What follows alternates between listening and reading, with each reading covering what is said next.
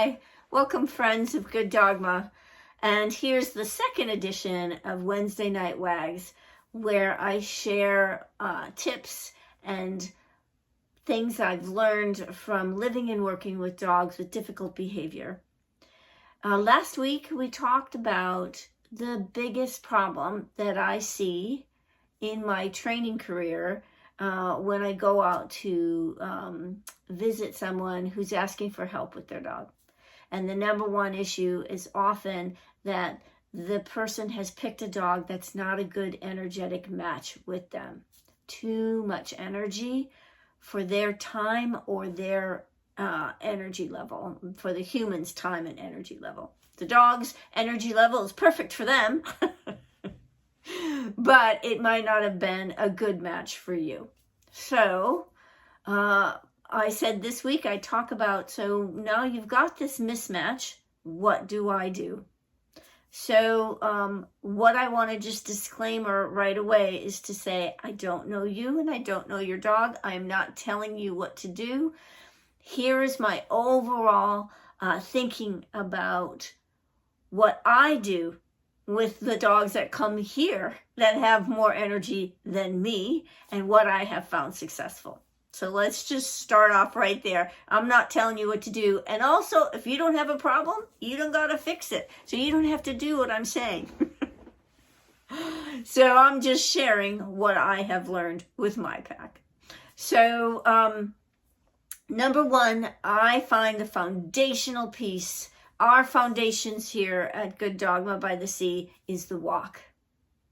I work on our walk more than I work on almost anything else. We have a good walk, then we have a good relationship. So the number one thing that needs to happen with your dog is a walk. Not just a daily walk. If you can get 2 walks in a day, chef's kiss, right? But for many of you, that is not possible. For some people in the winter, a walk outside is unthinkable. Too much ice, too dangerous for them. If you have limited mobility, limited energy, if your health is compromised, if you have a job that takes you away from home for a great deal of time during the day, 2 walks a day, you're thinking, that's ridiculous, Paula. So I'm going to tell you, and this hurts a little bit, you got to get somebody in to walk your dog. There are people out there who would love to walk your dog, but you're going to have to pay them to do it. So that hurts the pocketbook a little bit. But if you cannot expect your dog to not expend their energy. You cannot expect them to behave well in your home, to not chew things up, to not look for things to do. They need their daily walk. And that is the number one thing that I find that helps behavior here, is getting that good long walk in. And if you can't do it, I would say your number one priority is to find somebody who you can trust, who will come in and walk your dog. So that's number one, and that's a budget situation. Also, I'm just going to throw out there are lots of high schools that encourage volunteerism with their students. Some high schools even give some credit work for folks who do volunteer work. So I'm a huge advocate for getting hold of the high school or getting hold of your churches and saying, do you have any young people who would be interested in walking my dog every day after school for an hour?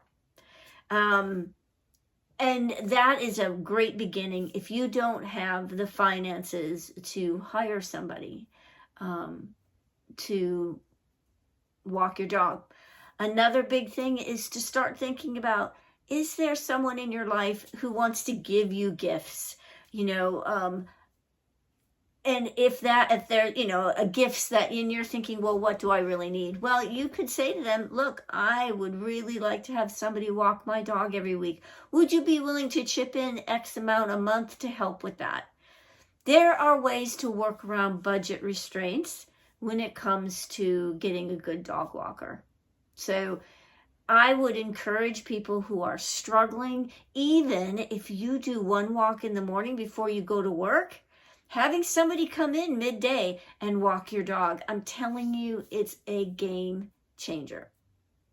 Another option for this kind of thing is finding a good, responsible doggy daycare. Maybe you do it twice a week. Maybe you do it 3 times a week. Heck, maybe you go every day for an hour. But you need to do your research. Find a good doggy daycare, a place that has structure for the dogs. How do they take the dogs in? How do they bring them back out to you? Do they seem to have control over the dogs when they come in and out? Do they have a place for the dogs to rest and be away from other dogs when things get too exciting? Is there always somebody in those spaces? And usually it should be a 2-somebody system if there's quite a few dogs in doggy daycare, so that you know that things are kept safe. Sometimes places of training, so maybe a place that offers training also offers doggy daycare. That's a great option as well, because you know that those folks have had a lot of experience with dogs. So kind of get the word of mouth going, finding out if, people are not going to be happy with the doggy daycare if it's not run well. So ask around and see what's available. Those are 2 options. Of course, they're financially connected. And so you might need to do some creative thinking about, how do I find the money to get my dog walked or going to a doggy daycare? Both wonderful options if your dog is got more energy than you know what to do with. Another option that I use is I do treadmill my dogs, especially the young ones, that one good walk a day is just not enough for them. And for me personally, with the sanctuary and also then training, I cannot give my dogs 2 walks a day. It's not feasibly possible. And so the young dogs get a walk a day with me, and then they get time on the treadmill every day to blow off some steam. So I use very inexpensive treadmills.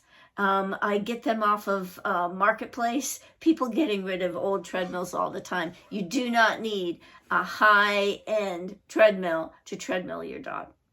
And you're wondering, well, how the heck do I treadmill my dog? That sounds ridiculous.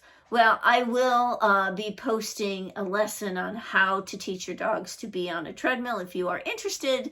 But yes, I treadmill my dogs, and it does bring them into kind of a state of zen. It is not a replacement for their walk every day.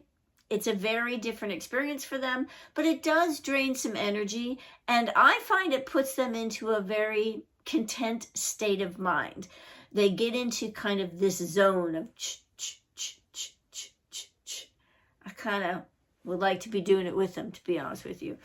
So getting a used treadmill, I try not to pay more than $30 for one, because you don't want those high-end things. You want something somebody's getting rid of because they've got dirt in their paws, and I'm sorry, but sometimes they poop and pee on the treadmills. You don't want a highly toned computerized treadmill. You want something that's the basic bottom of the line. Another way to drain energy with your dogs is basic training.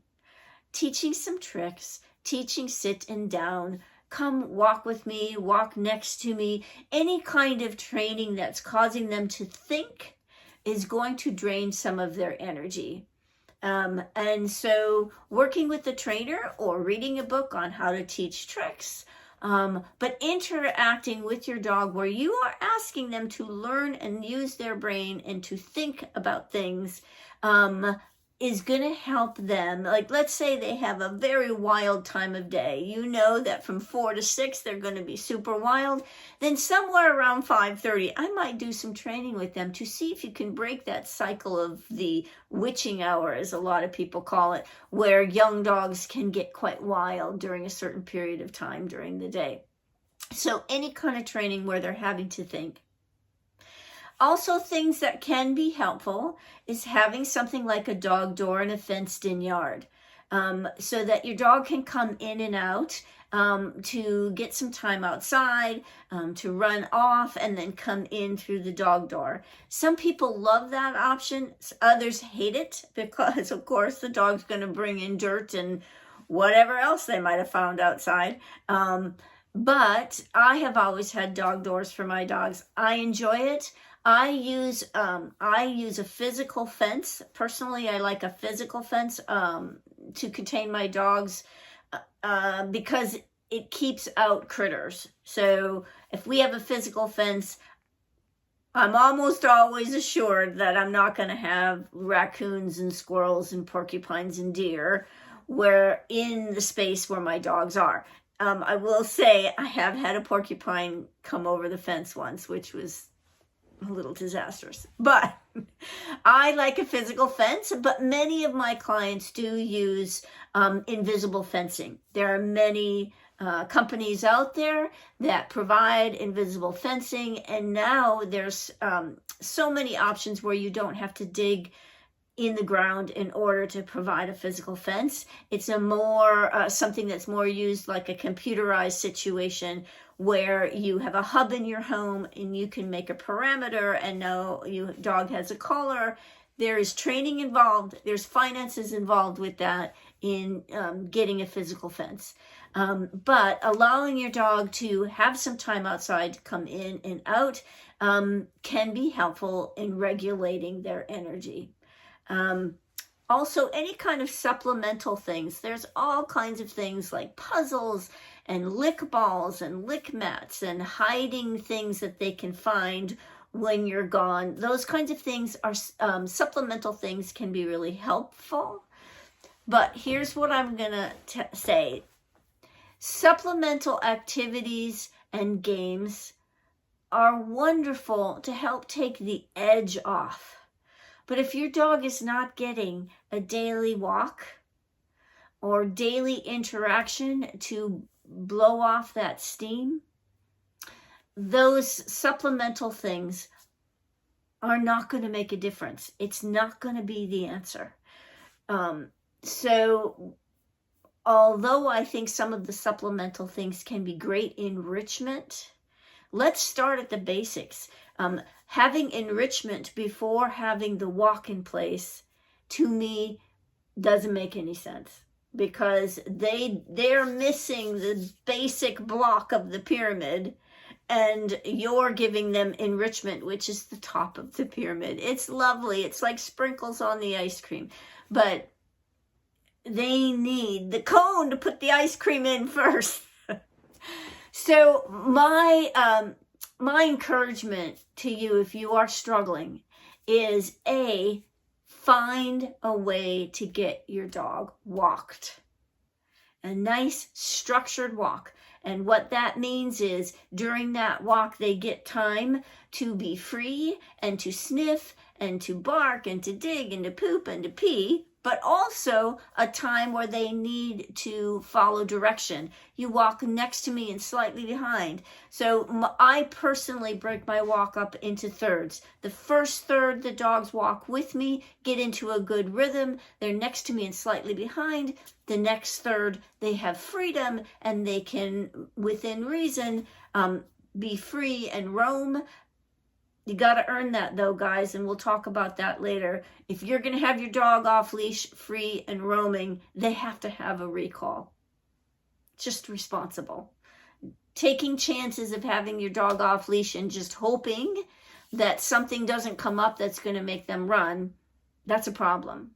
So you can give them semi-freedom with a long leash, or just allowing them to walk all around you rather than next to you and slightly behind is another option of giving them freedom. So you start with structure, and then a third of the walk in, you give them whatever version of freedom you're going to give them, and then the last third, you're going to go back to structure. So that is your goal in terms of helping provide for your dog to bring down that energy level that you're finding overwhelming. The last thing I will say is, if you have chosen to get a dog and you are finding that the match is totally mismatched, especially if you're starting to feel fearful of your dog because of the way they're acting, because they're not getting their needs met, you may need to start thinking about finding a different home for your dog. What a sad thing to think about. And yet, there's no place for having a dog that you are fearful of their energy. If you're concerned that they're going to knock you over, if you are feeling like your health is compromised, your mobility is compromised, and you're worried you're going to get knocked over because the dog, not a bad dog, just a wild dog, that's a disaster waiting to happen. And what can happen that is incredibly sad is if we don't get on top of that wild energy, someone may get hurt. And your dog's behavior could deteriorate to a point where then no one wants to have them in their home. And you don't want that to happen. And so facing reality sometimes means I made a choice that is not working for me or for this dog that I might absolutely love. But this is not a match made in heaven. And I may need to start thinking about finding another home for my dog. And one way to do that is to contact a rescue in your area and ask for advice about finding a new home for your dog. Or they may allow you to advertise with them about finding a new home for your dog. I'm happy to do I'm happy to do other installments that might talk about what are the responsible ways of finding a new home for your dog. Because that's a subject that deserves its own time. But it is important to say that, you might just have to decide that at this time in your life, where possibly you're very busy, or you're starting a family and this wild energy is not compatible with your toddler, or I'm getting older and I don't have the energy and a stability for a dog that is, 130 pounds and jumping on its back legs because it's got so much excitement. You may have to decide that this is not the right time and the right dog for you. And that is a difficult thing, but a responsible decision sometimes. And so thinking about how to responsibly rehome your dog is another subject that I might touch on if you are interested. So please feel free to make a comment too of things that you might like me to talk about on these Wednesday night wags. What I'm thinking about doing next week is talking about how would we use a treadmill in our work with our dogs. And I'll walk you through a little training session in teaching a dog how to use a treadmill. I'll take some clips this week. I have a dog in for a board and train. I'm going to teach her how to use a treadmill. I'll take several clips of beginning, middle, and end of her training in terms of practice sessions. And you'll be able to see kind of how she might go from anxiety to comfort on the treadmill. So I hope you guys have had a good week. I hope this information was helpful to you. And next week, we'll talk about training your dog to use a treadmill. Take care, everybody, and have a good week with your dog.